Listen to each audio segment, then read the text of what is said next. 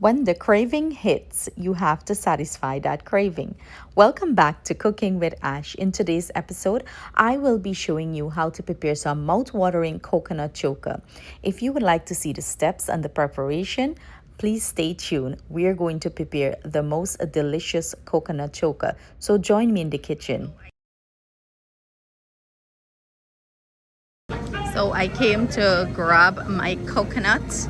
I have two variety. They got this brown one that we're accustomed to in Ghana and this white one. I don't know which one I'll choose. Which one you think will be better? Such a beautiful day here. You can see all the awesome fall colors. So I got my coconut and I am headed back home. So I'm just gonna leave the camera running so you guys can see all the beautiful colors.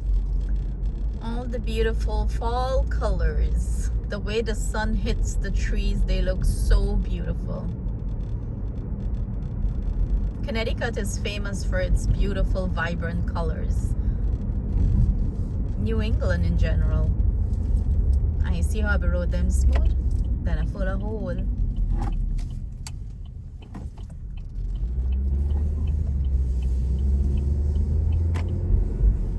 Got my coconut and I'm heading back home. I hope the coconut is good. This is Atiana's school right here. I'm passing her school and I literally live like a minute away from the school. That's how close it is.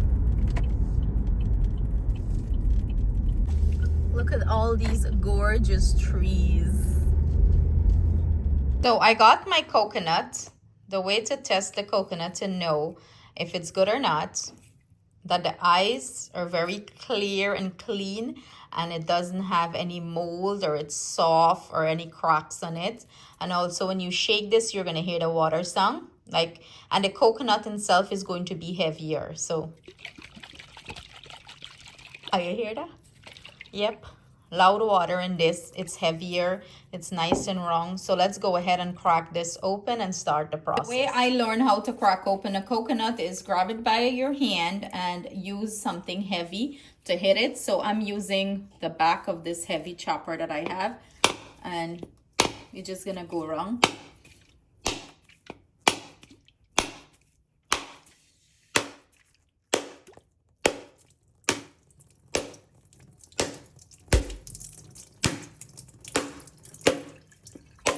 There we go. Finally, we got a crack open. And look at this. She is a good one. We pick a good coconut here.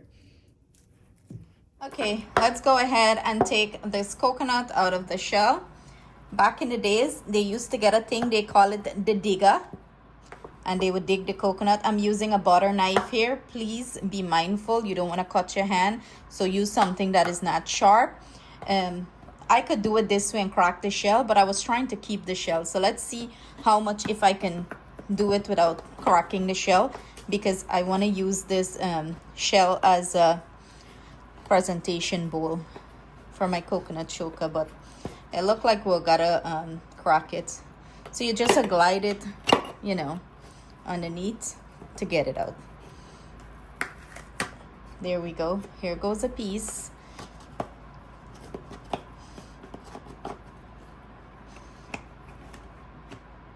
So I'm gonna do this and I'll come back when I get most of it out.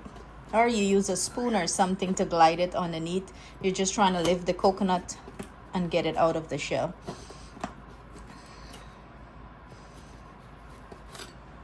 I found the easier way is using a spoon. You're just scooping it underneath and it's coming out nicely, as you can see. Clean out. So I guess the spoon is better.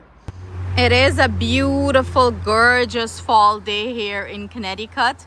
Look at the sun beaming on the trees, the colors, so beautiful and vibrant. Why not roast this outside, right?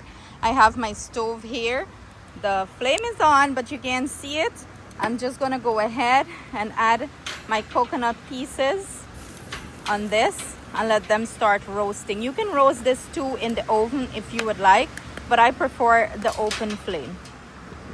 Throughout the roasting process, you want to keep turning your coconut so you get that nice char in it. I'm gonna flip it over now so it could roast nicely. Now that the coconut have like a nice char and it's roasted nicely, I'm gonna go ahead and remove it off the heat. You don't want to burn this thing, okay? The fun part is to start scrape out all the char, like the blackness out of it. You're gonna scrape the back. You want to get rid as much as possible. Even if you gotta peel some of it out, you don't want too much of this in. Your hand will get a nice black pat.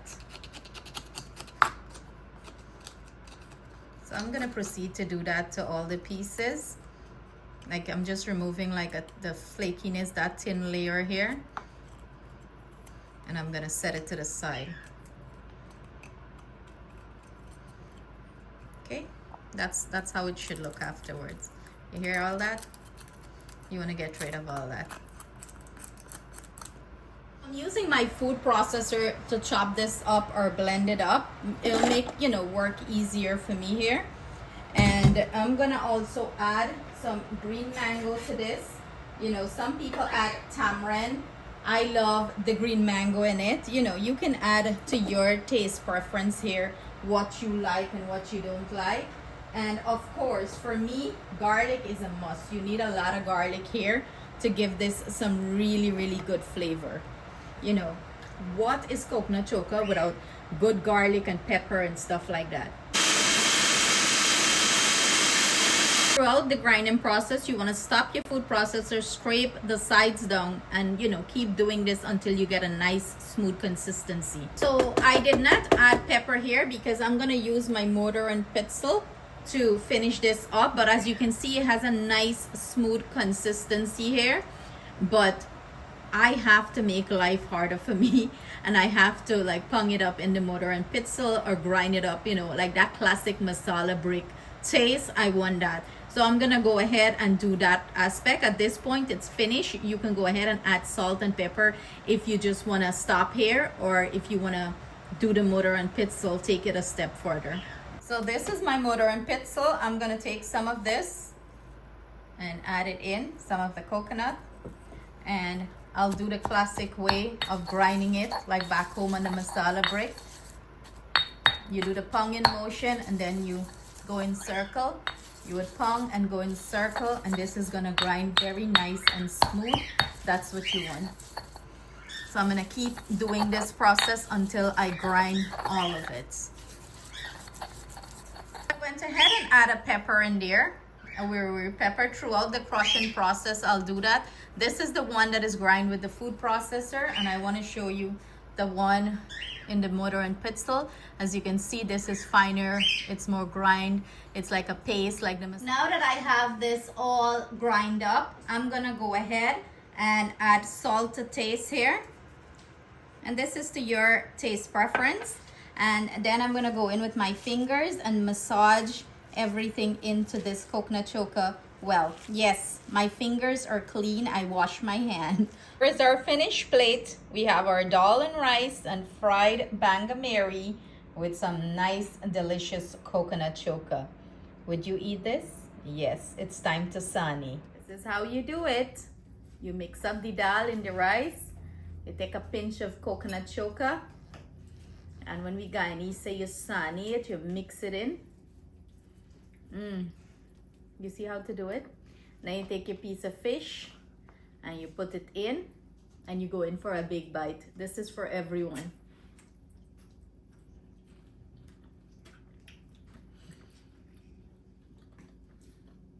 When I tell you, this is hitting all my taste buds in different direction. The flavor is amazing. I cannot wait for you guys to try this recipe. Sending your thanks, love, and gratitude. Stay blessed, stay safe until I see you with another mouth-watering recipe. I love you guys.